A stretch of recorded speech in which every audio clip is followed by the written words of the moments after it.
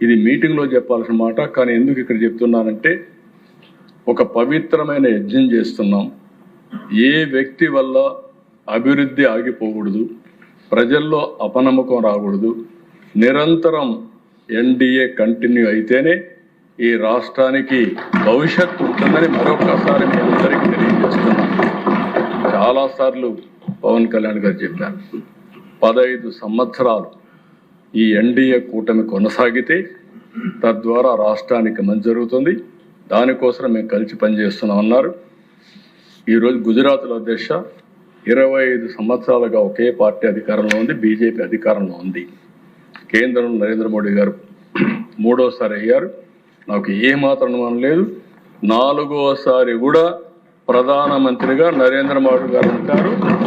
NDA వస్తుంది. ఇక్కడ కూడా మనందరికి ఒక అజెండా ఉంది. మళ్ళీ 2029 ఎన్డీఏ గెలవాలి. అదే సమయంలో మనందరికి ఒక అజెండా ఉంది, 2047 స్వర్ణాంధ్రప్రదేశ్. స్వర్ణాంధ్రప్రదేశ్లో మనం అనుకున్న లక్ష్యాలు సాధించడానికి ప్రపంచంలోనే అత్యంత శక్తివంతమైన జాతిగా తెలుగు జాతి తయారు కావాలంటే మనలో కూడా ఒక నిబద్ధత ఉంటేనే సాధ్యం, నిరంతరం శ్రమ చేస్తేనే సాధ్యం.